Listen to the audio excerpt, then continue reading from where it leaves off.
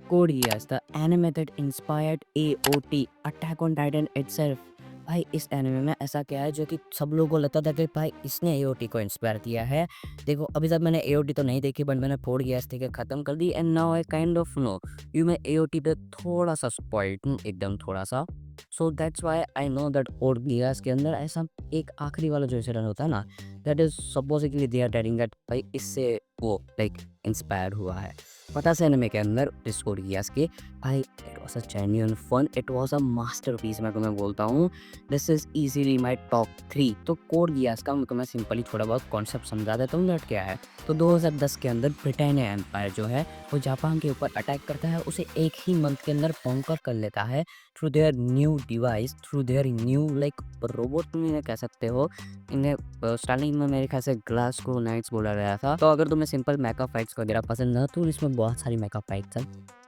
You watch it, you will enjoy the mecha fights. Mecha fights काफ़ी ज़्यादा इसकी अच्छी है, पर इससे भी ज़्यादा इसके अंदर जो माइंड गेम्स है ना डिलूश के, भाई वो बहुत बढ़िया है। Lelouch is a very smart character. तो हाँ, मैं जैसा कि बोल रहा था 2010 के अंदर जापान के ऊपर अटैक होता है और ब्रिटानिया जीत जाती है।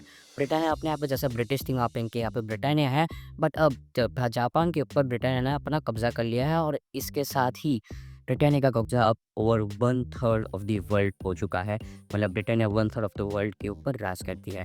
अब आधा है 7 साल आगे यानी कि 2017 में हम देखते हैं हमारा मेन कैरेक्टर लुलुश, जो कि ब्रिटानिया बंदा है, अपने स्कूल में शांति से पढ़ता है, अपने दोस्त के साथ चिल आउट करता है।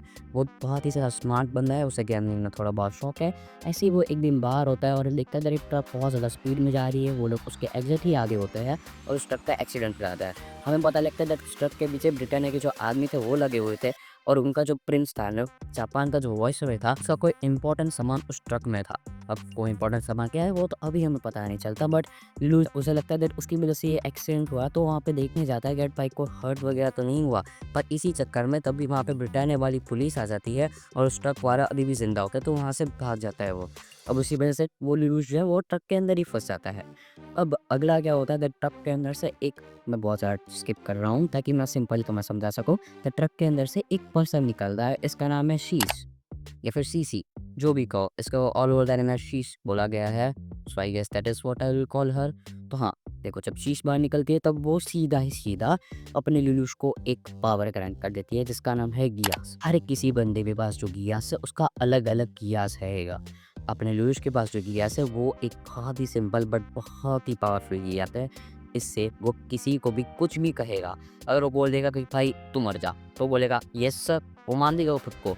That is the chaos of Lelouch. वो इसी को भी कोई भी चीज़ अंधा फॉलो करा सकता है और यही मेरे ख़्याल से प्रॉब्लम है इस कियास की, दैट जिस किसी को भी कियास मिलता है वो धीरे-धीरे करप्ट होना शुरू हो जाता है।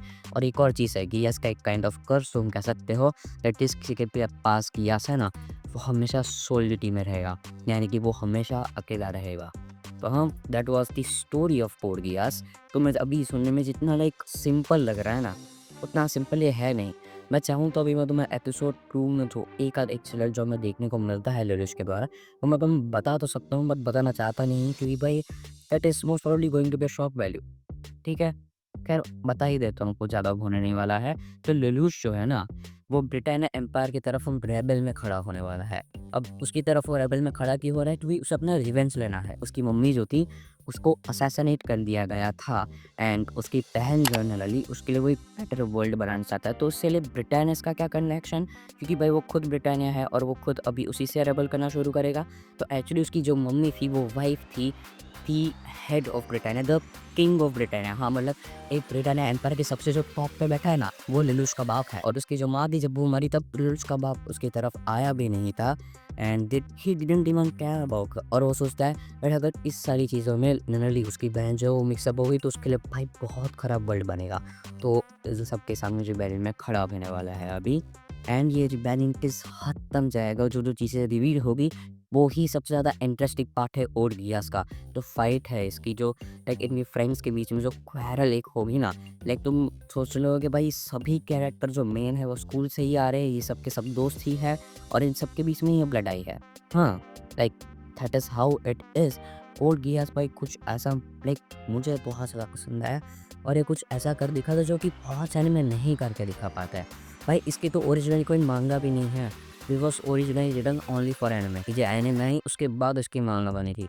तो हाँ, I personally love Code Geass. जैसे कि मैंने वीडियो की स्टार्टिंग में बोला, ये मेरा टॉप 3 है, ईज़ी।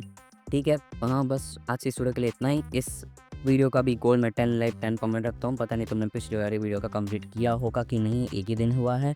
तो हाँ, बस आज की इस वीडियो के लिए इतना ही। See you in the next video. Take care, tata bye bye, sayonara.